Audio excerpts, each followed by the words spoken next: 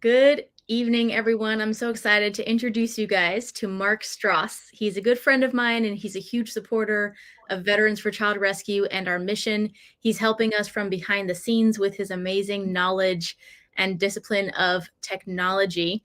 I introduce to you guys Mark Stross. He is a leading technologist in America with a very powerful message that everyone needs to hear about technology, the risks, and the solutions. Mark, thank you so much for joining us tonight. Kim, it's a pleasure to be here tonight. Helping Americans and helping everyone understand technology has become my passion. I am so excited, not only to participate with so many different types of people, but to see them coming to understand what's going on around them, to see their eyes light up and they go, wow, thank you. It's so awesome. I mean, this has been more rewarding than a lot of things that I've done, even building new technologies and making them go live. Because I think when you make a person go live, when you make a person understand their relationship with technology, the world, and their humanity, you succeed. Absolutely. There's a lot to understand these days about technology as well. And I know a lot of people are pretty fearful seeing some of the advancements and some of the things that are entering our culture on behalf of technology and AI. So, before we even get started, I want to also explain more about Mark and his background in summary, because there's a lot to say, but so that people really know where you're coming from. How do you introduce yourself, Mark? And then I'll see if I'll add anything to that. Well, first of all, I have to say thank you for that very kind intro. So, I introduced myself as an American technologist. I'm a gentleman that's been tasked to actually work with a team of people to bring incredible, beautiful, spectacular displays to life. What I mean by displays, I'm talking about LED video boards. And I have done major deployments throughout America. A lot of people have seen the work I've done in sports, or they've been to New York and seen my work in public places, or they've been to DC and been on the subway and seen some of the signs that we've done in the DC area. The most important part of my work was to put up pretty pictures. And Kim, we met when I was just starting to change from worrying about pretty pictures being up to worrying about the security of the pretty pictures and were we going to be hacked.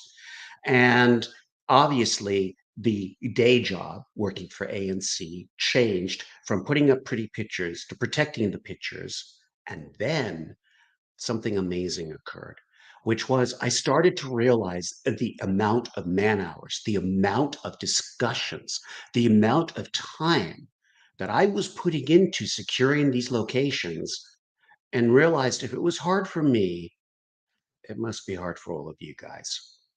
And that's when I got real about wanting to help. Mm. We're so glad you have joined this fight with us because, so like Candy just said in the comments, this is such an important topic to address. There's so much that we discuss about protecting children and safeguarding kids, and that's so important in so many aspects of our culture.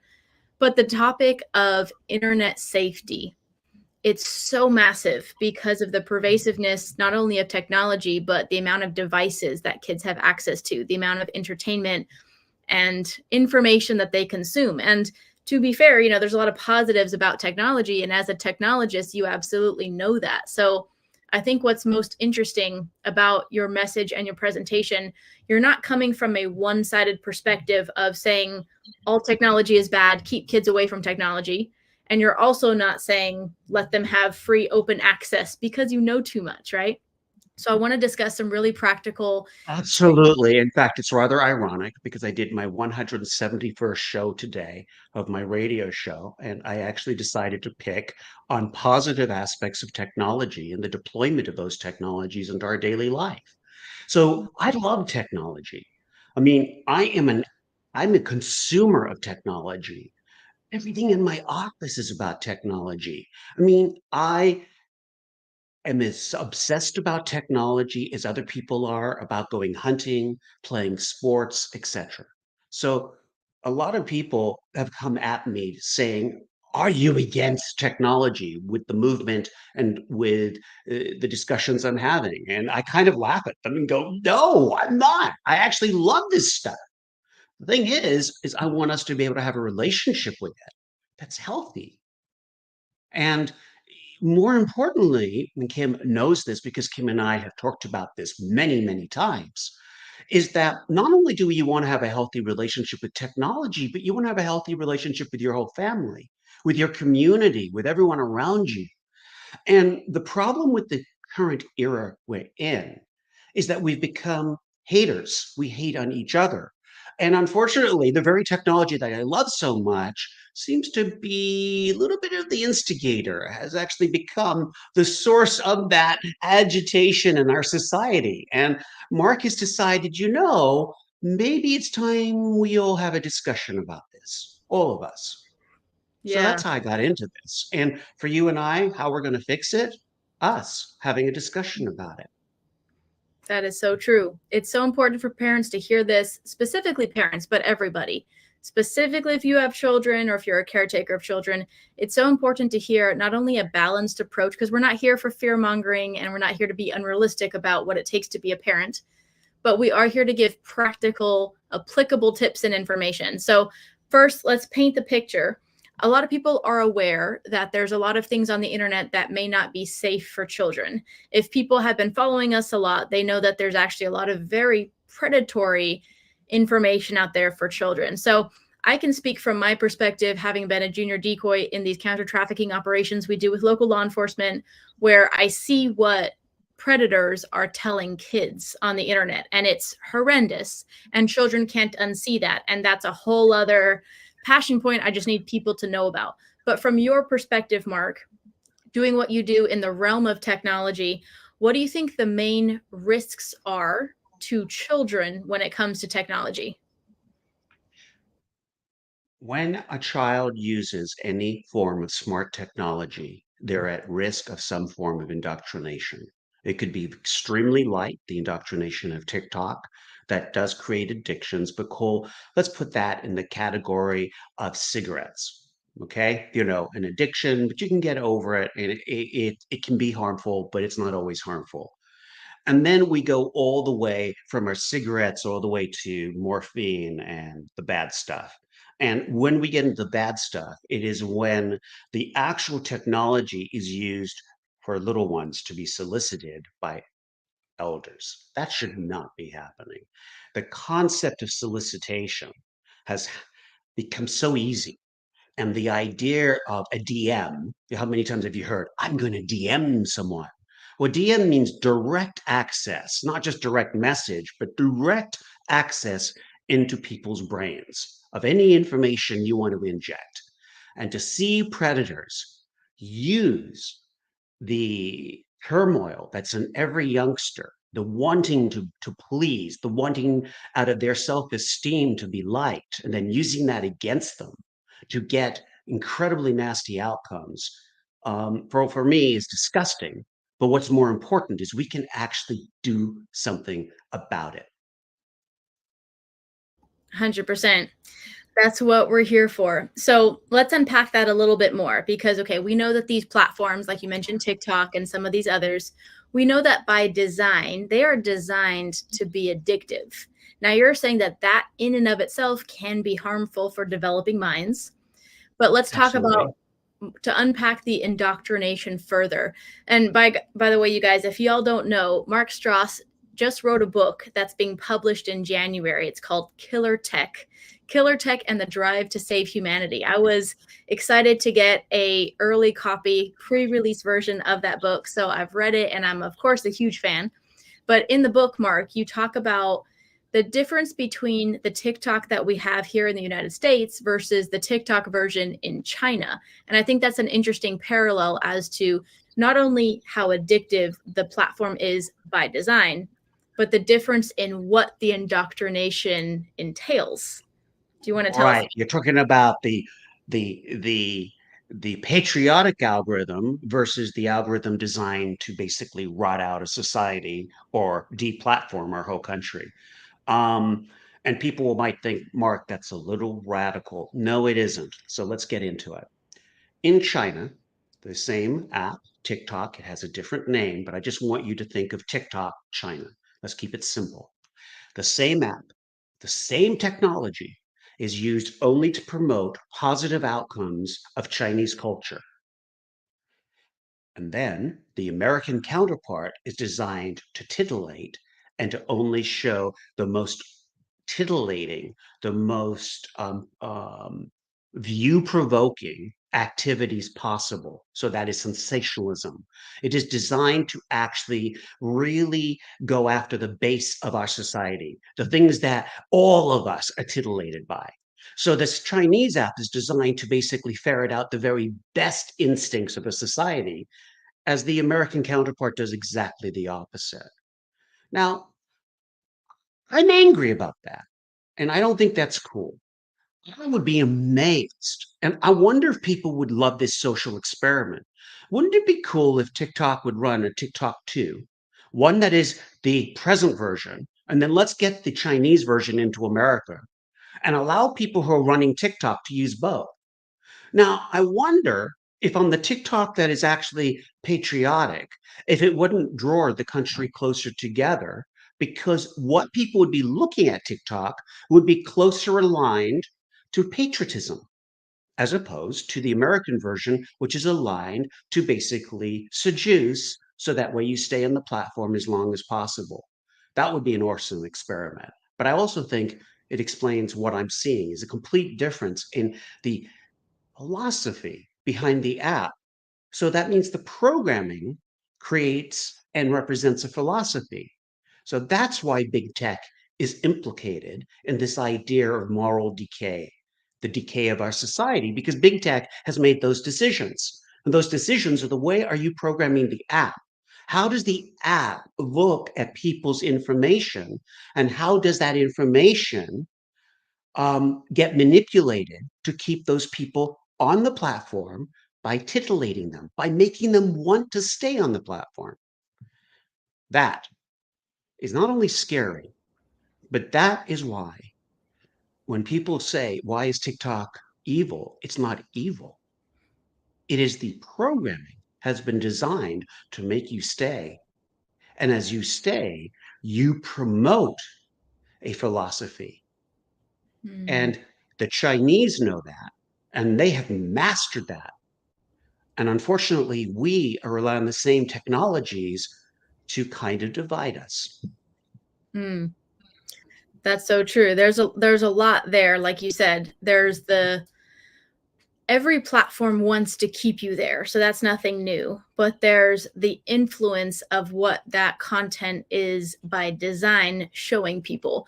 The other thing you talk about in your book that relates to this is the concept of funnels that I want you to unpack for people. But in this example of one of many apps like TikTok, they feed you specific information that they know you will likely engage with, not only to keep you there, but possibly even to sway your opinion on things. Can you explain the concept of funnels in summary? Absolutely. Funnels is fascinating because I want everyone to think about their garden. Does anyone have infinite land to have as many vegetables and shrubs and beautiful flowers, as many as they want? No. Most of the time, we have to make a strategic decision of what are we going to have in our garden. So now imagine social media and you are big tech. There's only so many vegetables you can put into your garden. So imagine the garden now is actually funnels of belief. So they have funnels that go from extreme left to extreme right to everything in between. So in political speak, they kind of try to represent America from a center view all the way to left and a right view. But the problem is ultimately the funnels are narrow. There's probably 20 really distinct funnels that they're using, and those funnels have a bias built into them. They would, for example, suggest that you are a Democrat, you are a Republican, and therefore, based on just that first information, then they will decide what other places they're going to stick you into. But I want to make it clear that someone had to program the places you're going to go as you're using social media. So social media, first of all, has to define who are you? What do you like? And as they're defining what you like going into that funnel, then they suggest things that will make you stay in that funnel longer. And you stay in the funnel longer. And then you suddenly realize 4 hours has passed. And what was I doing? I was just on TikTok and gee, time just flew. Do you know why time dilates so badly in social media? I'm just going to see if Kim will just get this. Why, when you're in social media, does time just fly? Hmm. Any idea? The stimulation of what's happening to your brain. Yes, but one more thing about that stimulation. You're seeing everything you Mm, like. right. Imagine if I took you as a little kid back to a toy store, but the toy store had one magical element. It only had all the toys you loved. Every single toy was another iteration of something you love so badly. Well, wouldn't you be? You would just stay in that world. You wouldn't even know time flew because you'd be in your element, in your element, in your funnel. I mean, it is so scary when you think about what we're doing to our brains by only programming our brains with the desires and the things we like most. That's That's pretty true. scary.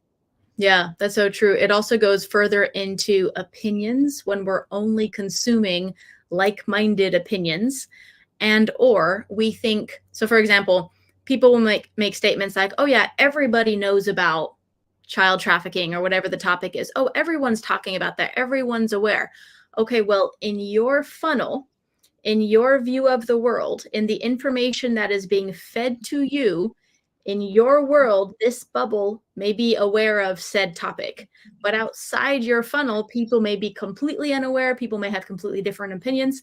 So I've seen how this plays out culturally, not only with divisive things like, let's say, politics or whatever else, but even in people's view of facts and reality and current events and what's happening in the world. Can you talk a little bit more about how is it used to manipulate or divide us and or unite us? Well, yeah, I mean, so first of all, you're in your bias, you're enjoying yourself, you're in your toy store, back to that analogy. And now you have to leave the toy store and you immediately go out and you see the toy store across the street has completely different toys and you don't like any of those toys. So you ultimately don't really want to go into that toy store, or it's just not your thing. So right there is the idea that if you have biased yourself and the only media you're seeing is part of your bias, then when you meet someone that doesn't share your bias, it's kind of alarming. It's kind of earth shattering. And it becomes very dramatic because it's like, well, don't you know my facts? Don't you know what my toy store is like? I have the best toys you've ever seen. Why don't you love my toys? Come on, man. Have come to see my toy store. No, but I don't like your toys. I'm not into them. And right there creates a absolute profound differentiation. And that differentiation is I'm different than you.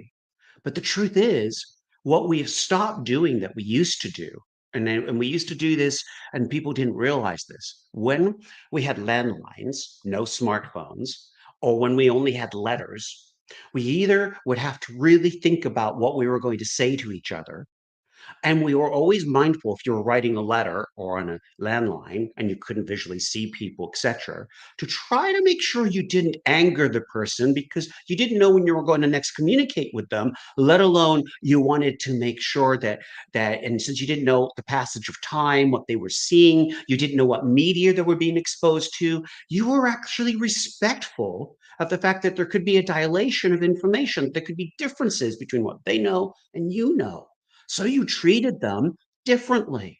But now, as things have sped up, these phones and everything, we just get on them. We immediately text people. We expect those people to know exactly what we're thinking, and we expect them to know that because we know that. And if we know that, it has to be.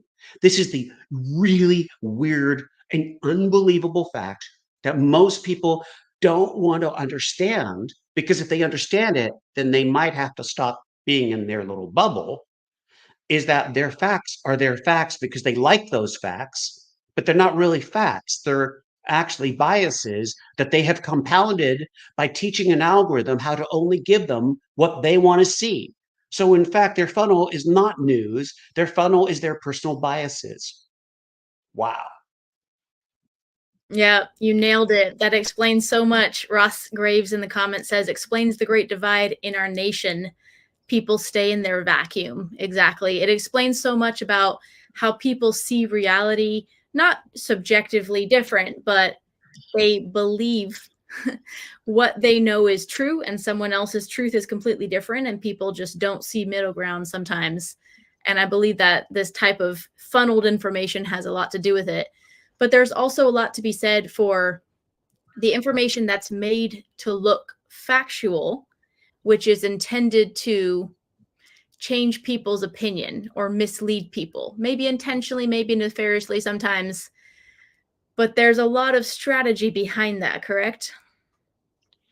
Oh, yes. I mean, we're actually utilizing that strategy right now with the social media tab to actually highlight what I've done with my book.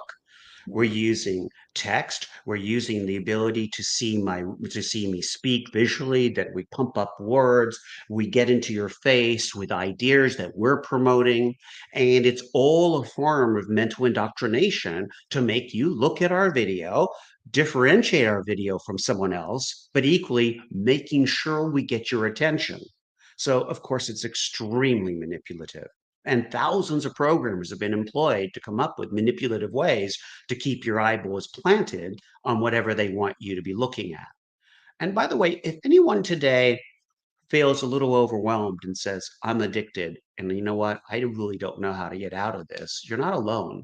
And I want to be very compassionate. I really do want to be compassionate about this. Guys, listen, first of all, technology has hurt my family. I have stories about, and we can go into that in another day, but I can go through addiction and the cycles of it. And I understand what this stuff can do to a family. I equally want you guys to understand that I know what it does to companies because I have been hacked at our company as well as watched other companies get hacked. And I've had to become a security expert, regardless if I wanted to or not, to protect our company. And then finally, to take it to a whole new level and doing all of this work, when my clients would spend 6 months talking to me about security before we even talk about deploying the cool stuff, you realize, well, then everything's gone really off the rails because now we're literally talking about a security before we're talking about the deployment or the thing we're going to do. It's kind of sad if you think about it because it means we're fearful. We're all operating from a sense of fear. That doesn't please me whatsoever. You know, I don't know if I can fix anything at my age. When you get to my age, you realize there's lots of things you're not going to get to, and you sure as heck are not going to help the world. But if I can leave this world with it being a little bit better, a little bit more secure, and people actually trust each other a little bit more, that truth decay stops.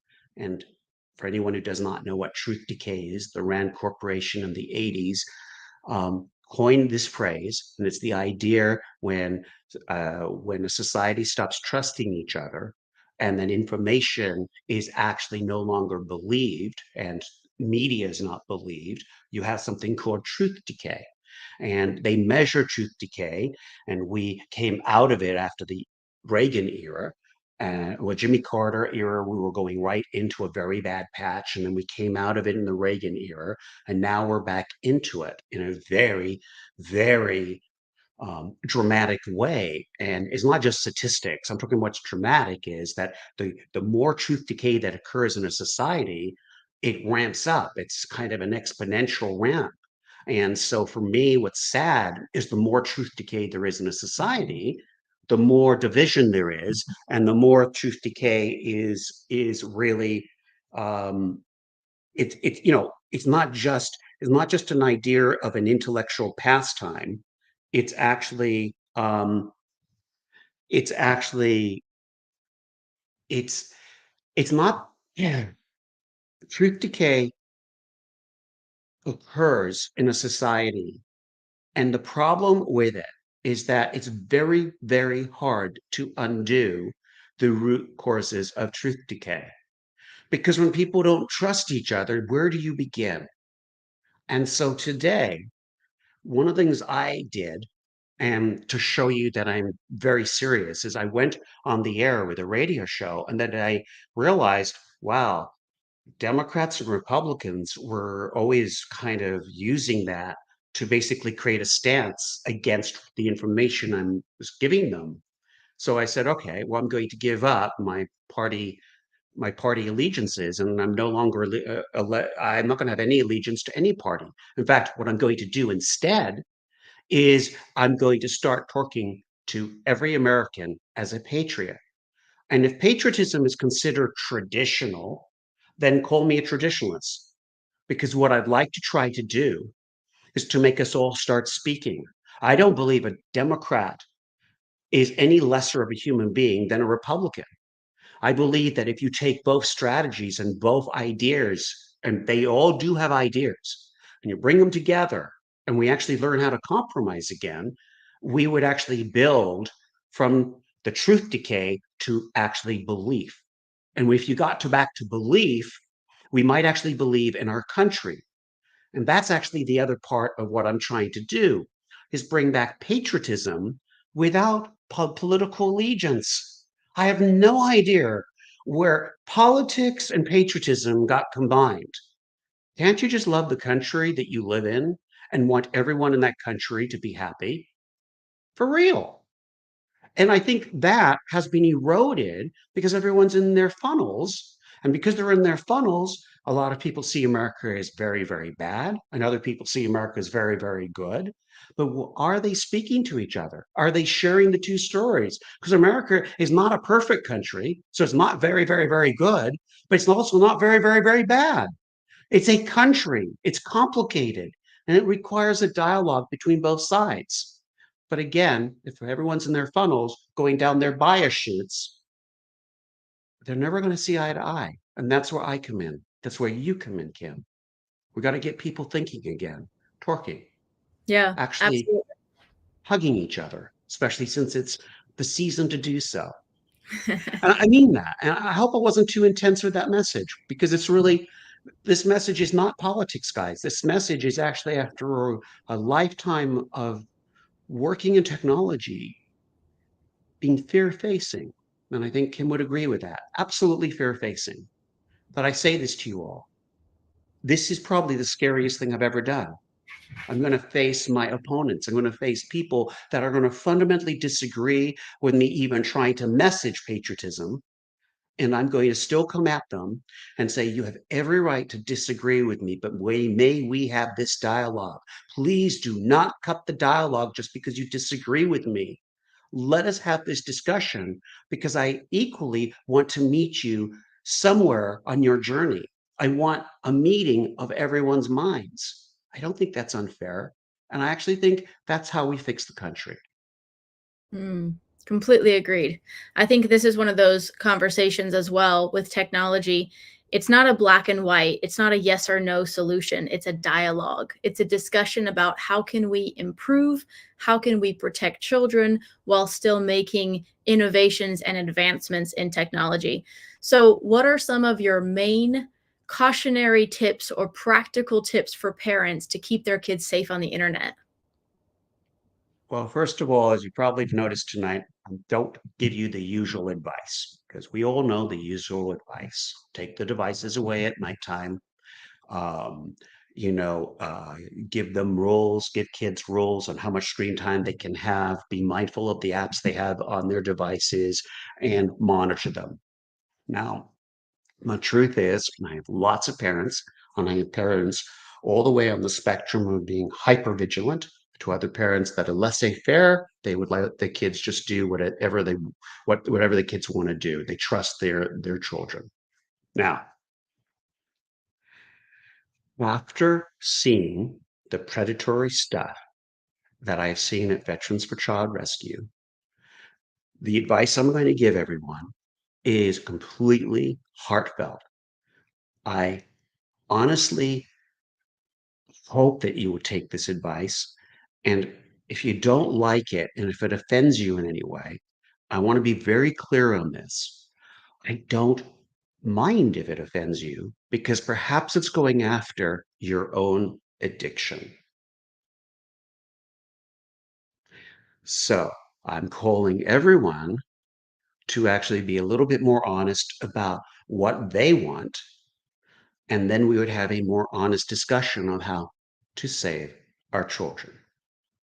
So let me begin. It's simple. When you tell a child not to do something, the first thing they're going to do is usually do exactly what you told them not to do. That was me. And the reason that is because children they love to rebel and they love to prove to parents that they can handle it, that they can actually do it. So my suggestion is to most parents is it would be far better if you actually went into their world and hung out with them before you actually cast any shade on their world, to use their terminology. Because when you cast your views on what they're doing and you really don't understand their culture, what and how they're doing it, then you're really just pushing them away. And most of the time, what will happen with kids is they will make you promises, but behind your back, they will be doing exactly the behavior you don't want them to do.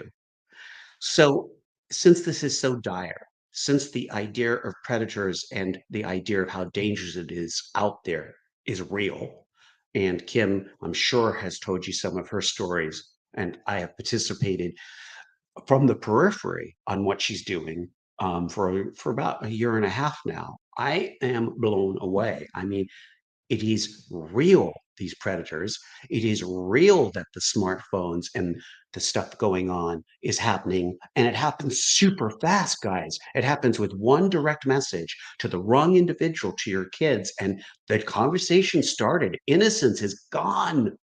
You know, one thing, gosh, innocence. It can be taken just like that.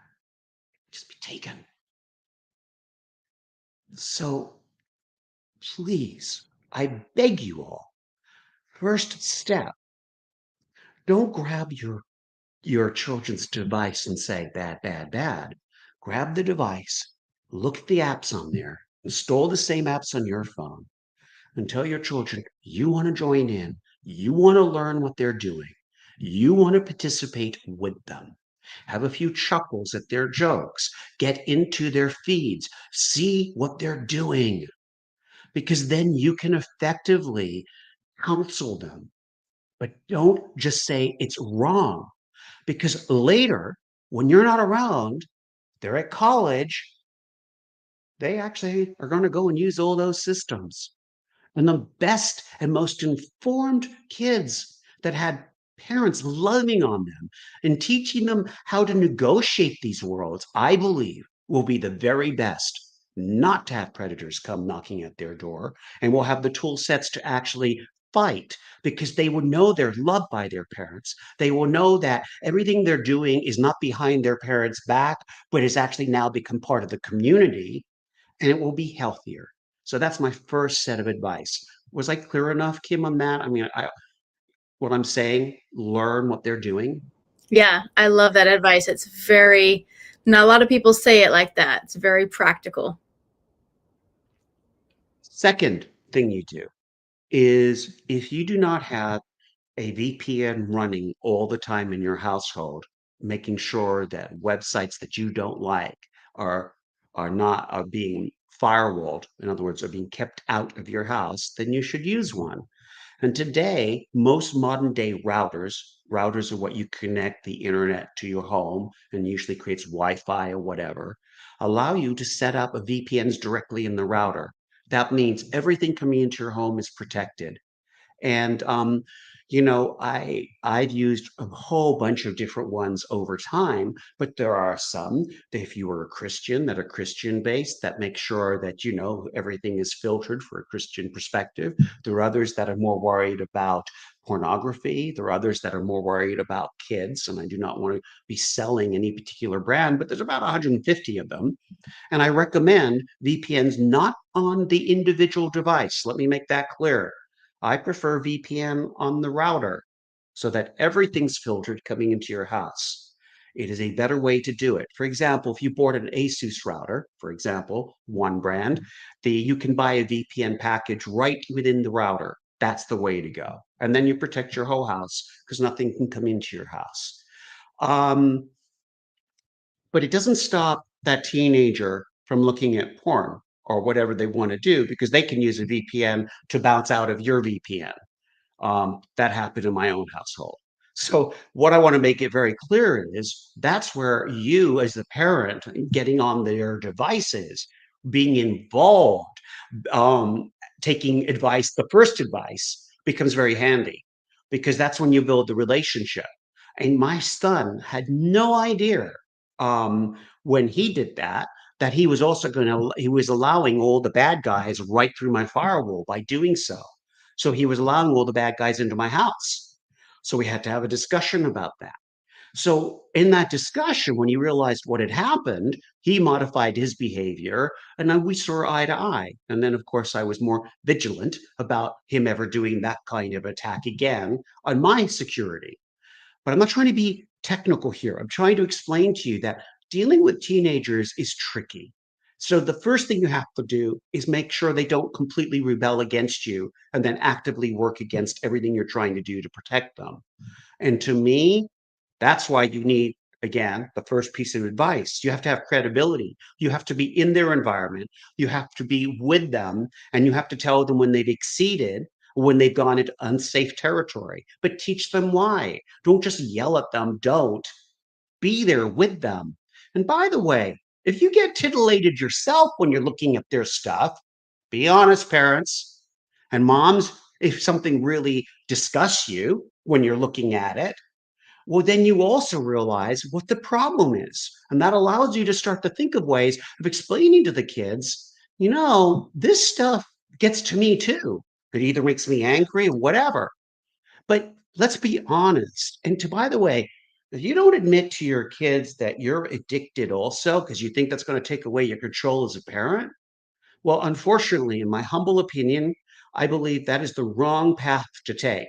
That's prideful. I think that being honest that this technology can addict you as much as them actually creates a common ground for you to talk about it. So, and since I don't believe any of you are immune from the technologies that have been created, I think it would be disingenuous of you to say you're not addictable. And so to admit that creates a dialogue with your kids. So my advice is to start the dialogue, the same thing I'm trying to do with the parents and the adults. You have to start talking about it. 100%. That's so important. Communication is key. And I'm not a parent and I have huge respect for parents, but it's necessary to explain to kids what the risks are in an age appropriate way and not just take their device away, not just say that is bad. To your point, that may not be effective. And we want this to actually be something that the kids understand so that they're not just trying to hide it from their parents, but that they're actually aware of the risks and they're able to mitigate them. Thank you for those practical tips. I think those are really helpful for people. So get a VPN, make sure that it's on the router, not just the individual devices, and get to know your kid's world. Is there anything else you would advise parents along those lines?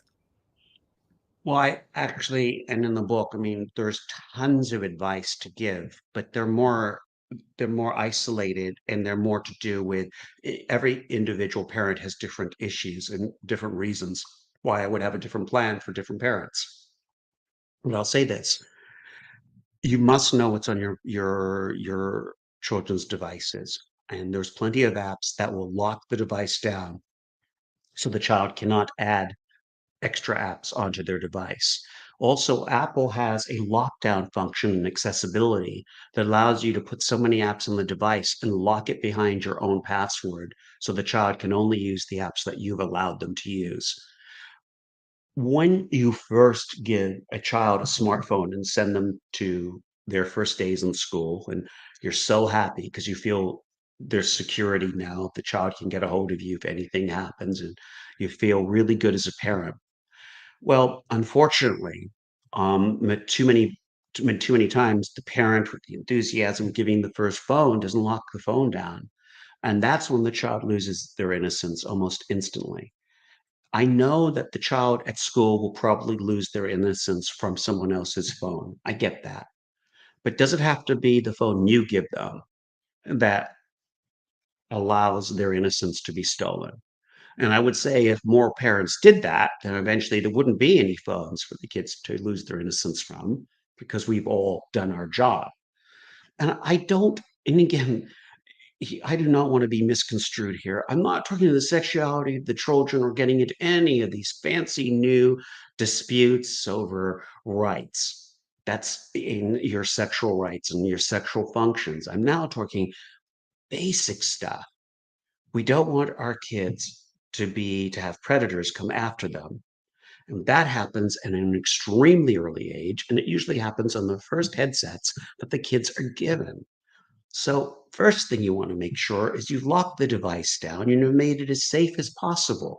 Safe for the child to use, as well as safe for you to know your child's safe. So, I want us to be very honest about this. Parents used to send their kids to school and back without knowing anything about how the kid was doing all day long, unless they went to the school or called the school. I don't know why in society today we now have to know where our kid is and we have to know a heartbeat and be looking it up on our map all day long. That is also, believe it or not, changed the way we look at our kids. We now look at our kids in a paranoid way because we're trying to see if they actually mess up. We actually monitor our kids in a way that if we had been monitored as kids in the same way, most of us would have been extremely, we would have had objections, extreme objections. So, you see, it's interesting, isn't it? Our behavior of actually stripping our humanity is occurring in the behavior of how we treat our kids. We're stripping their humanity, and we're doing it because we want them to be safe. I'm not trying to play with words here, everyone. I'm really trying to make everyone wake up. Yeah, and find a happy balance too, because I'm not a parent again, but I understand the need to monitor your kids' internet activity. And I also see the need to let them be kids and play outside and sometimes slip and fall and get a little cut. And that's how they may learn. But it is difficult to navigate that when the playing field isn't like it used to be, where these days you have predators all over the internet hunting these kids. So it's a difficult balance. And I have, again, huge respect for good parents who find and maintain that good balance. But these types of tips are really helpful for people. Mark, what do you think about apps like Bark? So we recommend different monitoring apps and software. We're not affiliated, we don't get a commission, but these are apps that are third-party apps that can monitor your child's messages and the pictures and videos they're sending and receiving. We're not, asking for endorsements, but is there tech like that you recommend? Yeah, I don't want to give endorsements out, but I will tell you what I really love. I love accountability apps. There's tons of them. An accountability app is you basically put the app on your phone and someone else's phone, and then literally that person gets to see everything you're doing. Everything.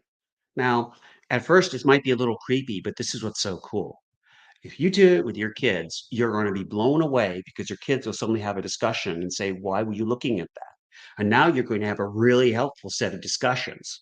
If you feel that you're browsing and your history and what you're doing on your phone is absolutely perfect and you want your kids to be perfect, then you are the perfect accountability partner for your kids because they can monitor you and you monitor them. The results and some studies have been done with these monitoring softwares out of Europe because the EU has been pressuring, phone companies to make sure these monitoring tools are built into the phones. The actual results have been sensational, absolutely incredible.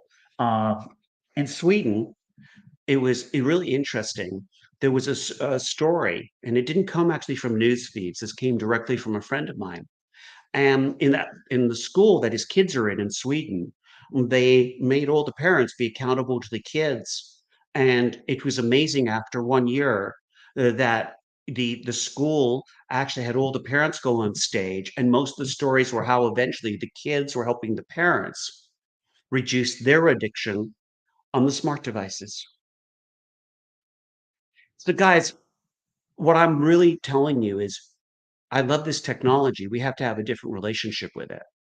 And it starts with you all, the old guys, actually changing your habits and letting the young people learn from you.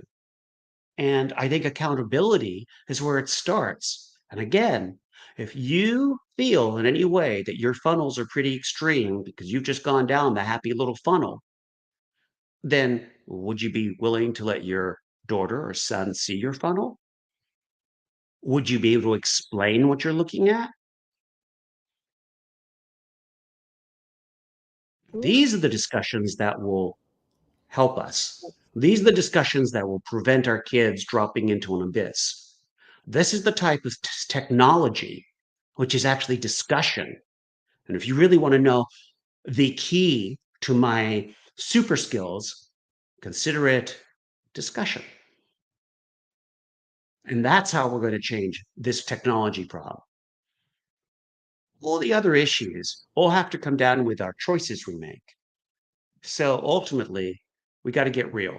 And our kids are really, really today vulnerable. And anyone who thinks otherwise is absolutely delusional with the information that I've seen. And it's scary. Very absolutely. scary.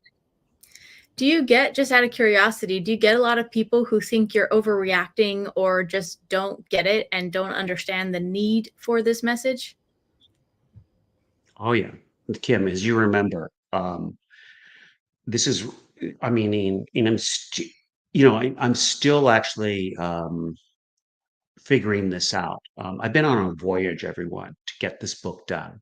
I have a very demanding day job. I love working for ANC and working with my team and creating technology. It's an incredible job.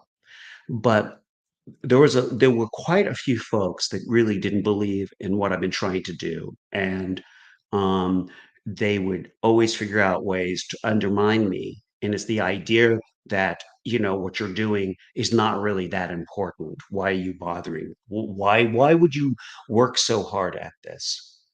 And the truth is, and this is really the truth, I don't know any other way to roll because when I see something that is wrong, and when I realize I can do something about it, nothing's going to stop me from trying. And it's how I've created all this technology. I push my team, I push myself, I push ANC to do things that are just hard. The coolest deployments we've made, like the Dallas Cowboys in the day, and the World Trade Center. These technologies, these deployments required us pushing the limits of technology. It required us going to that edge.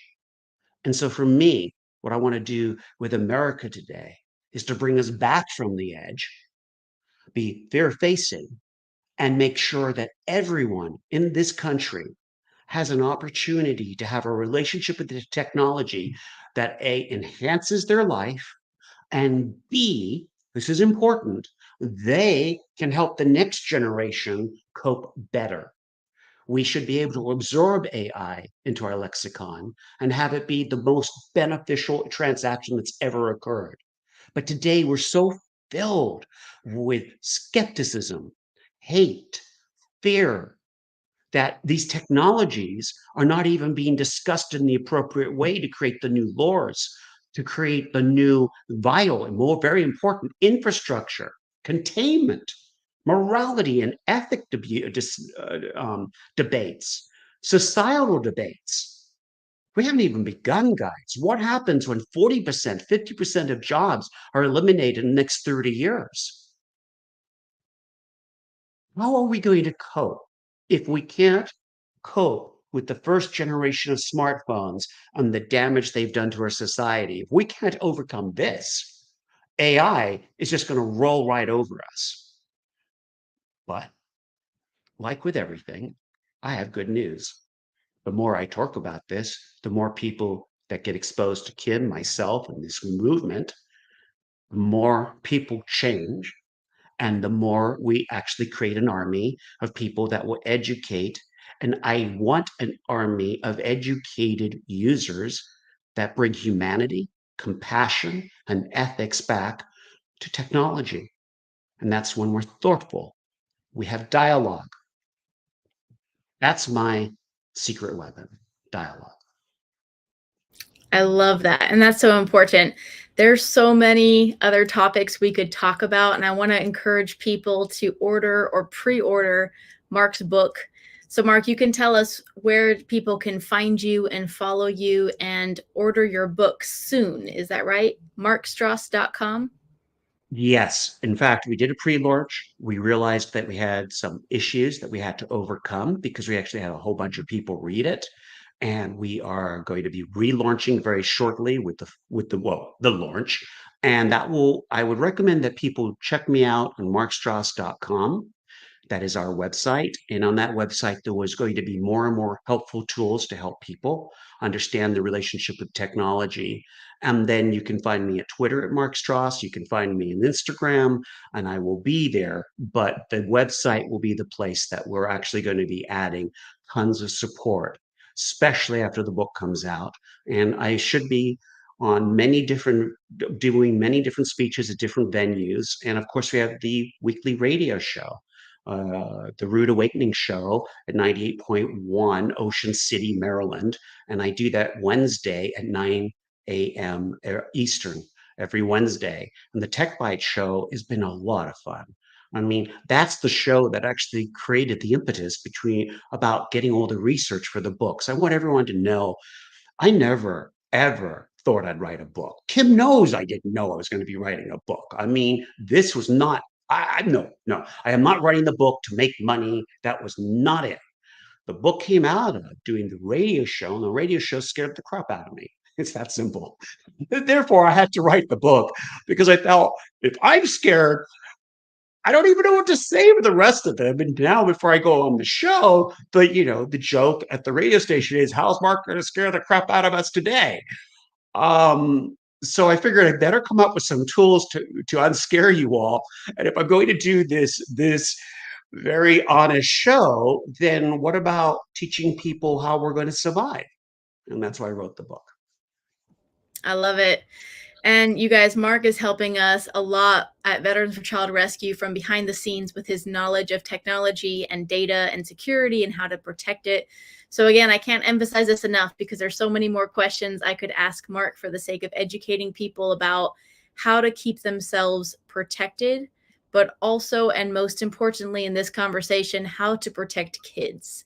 They have an entirely different experience with not only data and information, but the people who have nefarious intent, who may be targeting these helpless, innocent child. So we have to communicate with them. We have to let them know what to expect, but it is our responsibility to implement boundaries and safeguards to keep these kids safe. So Mark, thank you so much for what you do. This message comes in such an urgent time. I think it's a message every single American, every single person needs. Thank you again for sharing it with the world and putting your knowledge out there for free. If you have any parting words or last thoughts, please share them. And I've really enjoyed this conversation as always. Well, parents, be fear-facing. You want to help your kids? Get in there, get dirty, learn what they're looking at, have a dialogue with them, and change their path. And thank you, Kim. This has been awesome. Absolutely. Thank you. Thank you guys so much for watching and for tuning in. Please check out markstross.com to learn more, to keep up with Mark, and to get his new book. Mark, thank you again, my friend. Always a pleasure. I will see you all soon. You guys have a great night.